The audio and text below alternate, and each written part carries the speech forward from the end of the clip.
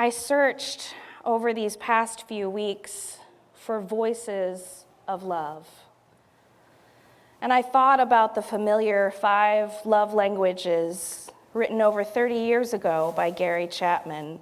Words of affirmation, quality time, touch, gifts, and service. And while those are familiar and useful to many, I wanted to expand upon these and see if they might even make a greater impact, perhaps adding to the list. I decided to create an update for today that echoes Black voices during Black History Month and makes sure to address all sorts of relationships, not just romantic ones. James Baldwin wrote that the role of the artist is exactly the same as the role of the lover. If I love you, I have to make you conscious of the things you do not see. So I intend to play that role of the artist and a lover today. May we become conscious of the things we do not see. So I've created 5 more languages of love inspired by Black poets and authors. They are as follows, and I promise I will expand on each. The first is presence, care, covenant, justice, and redemption. Presence, number 1, we heard so eloquently from the poem by Adrienne Marie Brown that love is in being present to this very moment and making a commitment to being love. She says, I breathe in, noticing the gift I too often take for granted, not knowing how many breaths I have left, but I want to spend them being love. We mustn't take for granted the gift of breath and presence. It can be a priceless gift to another human being, something that cannot be bought, something that cannot just be conjured. Deep listening takes commitment and love. Number 2, care. Bell Hooks writes in her prolific book, All About Love, to truly love, we must learn to mix various ingredients: care, affection, recognition, respect, commitment, and trust, as well as honest and open communication. What a beautiful mix, so well-rounded. Care, affection, trust, commitment. And care seems to be the first, but actually the essence of all the ingredients. So what does care mean? How can that manifest? A friend of mine who does harm reduction work was telling a story of a man who was outside her job smoking a cigarette. My friend was very late to an appointment, but could see that the man was deep in thought. My friend stopped and said, "Hey man, how you doing?" And the man looked up and said, "Thanks, I'm here." My friend laughed a little and said, "Well, that's something. I hope you have a good day," and went on inside. A few weeks later, the same man stopped her on her way into work, and she thought he might need a light for his cigarette, but it was already lit. "You know the other week when you stopped and said hello to me?" he asked. "I was ready to end my life that day. And if you hadn't said hello, I don't know if you might be seeing me today." Even the smallest, "Hey man, how you doing?" can be an act of care, an act of love. It doesn't have to take the form of a place to stay, or a bowl of soup, or a hug. It could just be your own voice, your own smile, Our hypothermia prevention project is a harm reduction project. We cannot provide sustainable solutions, but we can provide some reduction to the harm of the environment to these souls who need shelter in this frigid days. Charles Hawthorne of the San Francisco AIDS Foundation talks about harm reduction as an expression of love and empathy for all, especially those who use drugs, who have sex, who engage in sex work, or do other things that can result in harm. He says that means that all of us, at different points in time, practice harm reduction as a way to take care of ourselves and the people we love and care about. Care, affection, recognition, respect, commitment, and trust, as well as open and honest communication. Number 3 was covenant. Prentice Hemphill reminds us that boundaries are a loving practice. Prentice writes that boundaries are the distance at which I can love you and me simultaneously.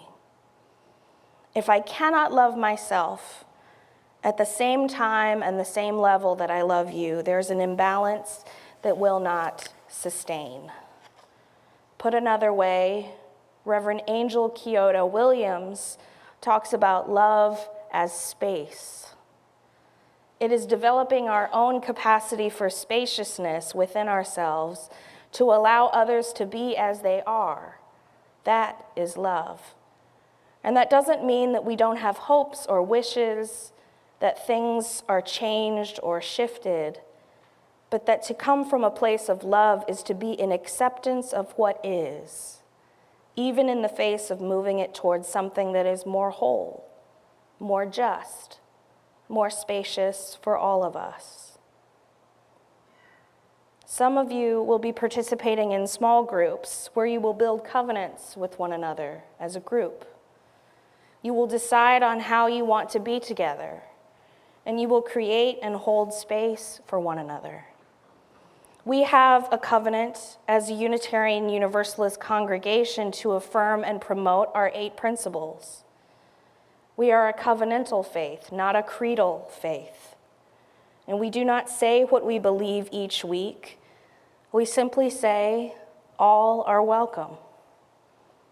We allow others and ourselves to be as they are. And it is not that we do not have expectations and hopes, but we try to operate from a place of love to create the most spaciousness for all. Number 4 of my 5 new love languages is justice. Cornel West famously said, "Justice is what love looks like in public." Justice is a public witness opportunity to love. To label something as wrong or unjust is love on a public scale.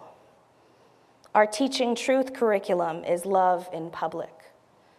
Our public witness every month on the 14th at the NRA is love in public. Our presence at the school board meetings for our LGBTQIA+ youth is love in public. And we know that love ultimately wins. Reverend Dr. William Barber encourages us, those of us who have in our history the commonality of suffering and hate, we know that those who won the day are those who choose love in the midst of hate. And he expands upon that love, sharing that it is not naive, love is not foolish. Love chooses to challenge lies, to believe that hate does not have the final word, and stand nonviolently against the forces and systems of hate and destruction. And Reverend Angel Kyoto Williams reminds us as well that love and justice are not two. Without inner change, there can be no outer change. Without collective change, no change matters. So that love expanding out is some of the most important there is. The final language that I identified as I searched and searched for Black and brown voices of love is redemption, redemptive love, love that can save your life. Because in Unitarian Universalism, we believe in life before death.